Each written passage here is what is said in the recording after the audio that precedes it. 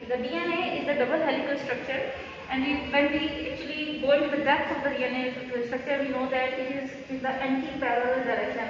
I am going to unwind this DNA so that we can clearly know about the sequence and the molecules that are present in its structure. So DNA is actually anti-parallel. Anti-parallel means the both strands of the DNA, they are present in the opposite direction. If this one is from 5' to 3' for this direction, then this will be 5' to 3' this way. So it means the two strands of the DNA are they are going anti-parallel to each other. So DNA is actually, what is the basic building block of DNA?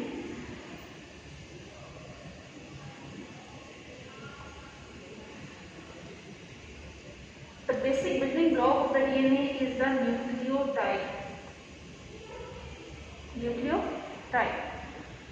What is a nucleotide? Nucleotide is composed of a 5-carbon sugar, that is ribose sugar. Which sugar is present in the DNA? The ribose sugar. And ribose sugar contains 5 carbons. So it is a 5-carbon molecule that is present in the DNA, and a nitrogenous base and a phosphate group. Again, as the name indicates, the DNA stands for deoxyribonucleic acid.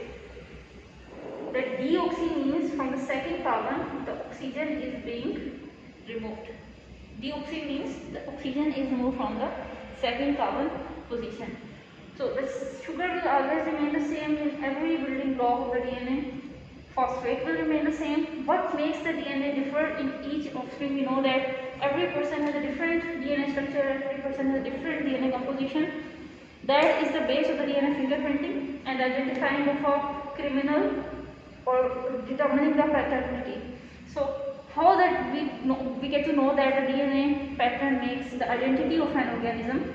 The identity is basically based on this base. What is a nitrogenous base? Nitrogenous base is of 4 types. Actually, they are of 2 types: purines and pyrimidines. Purines are double ring structure. Double ring structure, and pyrimidines are single ring structure. We know that this model that I am going to draw over here is actually proposed by the Watson-Crick. So this model is also known as the Watson-Crick model, and that is the most accepted model till now. How the double and single ring can be made? Over here you can see it is a 6-cornered single ring. So when there is double ring structure, there will be one 6-corner and one 5-corner ring. And if it is single ring structure, it will be of 6 corners. So when there is double ring, that means they are purines, and if it is single ring, that means it is pyrimidine. Purines are adenine and guanine, and the pyrimidines are cytosine and thymine. Now we know that the purine always bond with the pyrimidine. Never a purine can form a bond with a purine. Bond of purine to purine is not possible, and bond of pyrimidine with pyrimidine is also not possible. So what is the possibility? The possibility is that the purine will always form a bond with pyrimidine, and pyrimidine will form a bond with a purine. So for example, A will form bond with the T, C will form bond with the G, G will form bond with the C, and T will form bond with the A. Now which kind of bond is present in these nitrogenous bases? These are the hydrogen bonds. The bond that are present in the nitrogenous bases is hydrogen bond. We know that we show the hydrogen bond with the dots. So I am showing the bond with the dots over here. Always between A and T or T and A there will be a double hydrogen bond, and in case of C and G there will be the triple covalent bond. So again this is C and T. So there will be the covalent. I am saying covalent again and again. This is the hydrogen bond. In case of adenine and thymine there will be double hydrogen bond, and in case of guanine and cytosine there will be many bonds will be present? 2 bonds will be present. Okay? So now we will draw the structure of the DNA using this preliminary information. The DNA is always composed of the nucleotide. The nucleotide is based on the base pair, that is nitrogenous base pair, sugar and the phosphate group. The sequence of these nucleotides, how they repeat of themselves, in which manner, in which regard, in which pattern, that makes the DNA different for each gene and for its inheritance. So again, I want to tell you one thing, that is, if we remove a phosphate group from a nucleotide, it is called nucleoside. So always remember, the nucleotide contains the phosphate group, and if the nucleotide is removed, the sugar plus base is nucleoside, and sugar plus base plus phosphate is nucleotide. Okay, so now we will draw the structure of the DNA. Okay, now I will draw the structure of the DNA, that is the Watson-Crick model. They got a Nobel Prize for making this DNA model for us, and this is actually the basics of the genetics. If we didn't know about the DNA structure, we could not have any idea about its inheritance pattern and its role, so in the diseases and the patterns. So how we know that the DNA is anti-parallel structure. Anti-parallel means one strand is over, if one strand is upward, the other strand will be in the downward direction. We know that the DNA is a helical structure. It's like the railings of the stairs, and the footsteps are based on the nitrogenous bases. So I will elaborate this structure: 5 prime, 3 prime, 5 prime, 3 prime, anti-parallel, and this is the simplest model of the DNA. I will draw the nucleotides: sugar, phosphate, and the nitrogenous base. Now this is the single ring structure, so you know that it is a purine, and purine is thymine. Okay. The free hydroxyl group will form the bond with the next phosphate group from the 3 carbon position. Okay. And the next base is, for example, a purine. For example, guanine. Again, next phosphate group, next nitrogenous base and sugar, again a purine, that is cytosine, one is a phosphate group, the next phosphate group,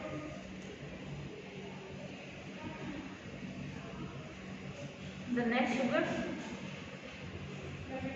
and the next nitrogenous base, that is additive. So if I simply draw this sequence over here, this railing is actually made of sugar, phosphate. So this is the backbone, which I can simply draw over here like this single line. This is the simple nitrogenous base. So this is the single strand of the DNA, and the sequence is: number 1 is T, number 2 is G, then C, and then A. So this one strand is completed. Now you can see that over this 3 prime carbon position, there is the availability of free oxygen. What is the role of this free oxygen, this free hydroxyl group? It is available for making bonds in the next phosphate group, but it is not yet utilized. So we say that the chain can grow over this direction. So the position where the chain can grow is called the 3 prime. I'm repeating this point that the DNA is anti-parallel: 5 prime to 3 prime, 3 prime to 5 prime. What does that 5 prime and 3 prime means? 5 prime is the direction where there is no free hydroxyl group present, and 3 prime is the direction where the third carbon of the sugar, ribose sugar, there is the availability of free hydroxyl group. so that the next nucleotide can add over here, like during the replication, transcription, the next nucleotide can add over here.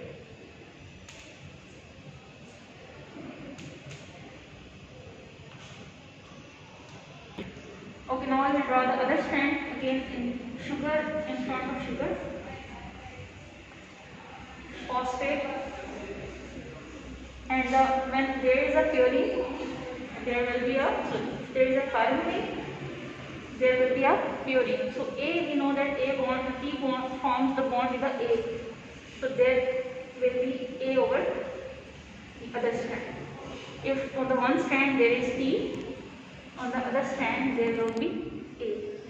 So direction of this strand was 5 to 3, and this will be from here 5 to 3. Again, the next phosphate group, the next sugar, C in front of G, and if this is purine, here will be a pyrimidine, that is C. Again, a phosphate group,